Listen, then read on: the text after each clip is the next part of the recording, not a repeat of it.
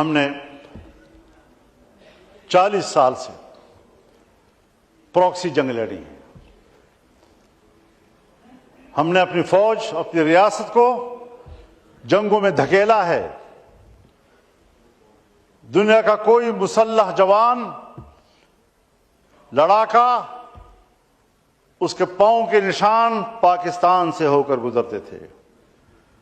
جاتے ہوئے افغانستان کی طرف یا آتے ہوئے افغانستان سے پاکستان سے ہو کر گزرتے تھے، اور دنیا کہتی تھی کہ پاکستان دہشت گردی کا مرکز ہے.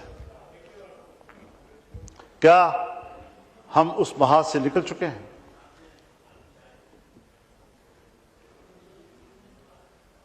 لڑائی میں کوئی افغانی مر جاتا ہے، ہم سارا غصہ افغانستان کے اوپر تو نکال لیتے ہیں، لیکن اپنی کمزور پالیسیوں کی طرف نہیں جاتے. لوگوں کو آنکھیں دوسری طرف پھیرنے کی کوشش کرتے ہیں تاکہ قوم ہماری غلطیوں پر بات نہ کر سکے اور کسی پڑوسی کو ہی مجرم سمجھتا رہے.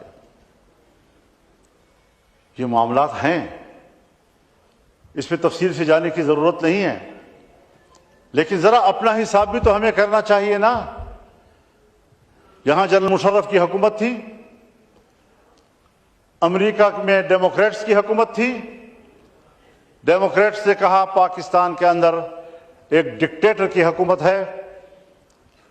کلنٹن انڈیا آ رہا تھا اور پاکستان کی زمین پر قدم رکھنے کے لیے تیار نہیں تھا. ہم نے ترلے کیے، 1 گھنٹے کے لیے یا 2 گھنٹے کے لیے پاکستان میں اترا اور پھر یہ بھی کہا کہ میں پاکستان کے ڈکٹیٹر کے ساتھ تصویر نہیں کھنچواؤں گا. یا وہ زمانہ تھا آپ کا؟ یا جب 9/11 ہوا تو پاکستان کی سرزمین بچھا دی گئی ان کے لیے، اور ہم عالمی دہشت گردی، نام نہاد عالمی دہشت گردی کے خلاف امریکہ اور ناٹو کے اتحادی بن گئے.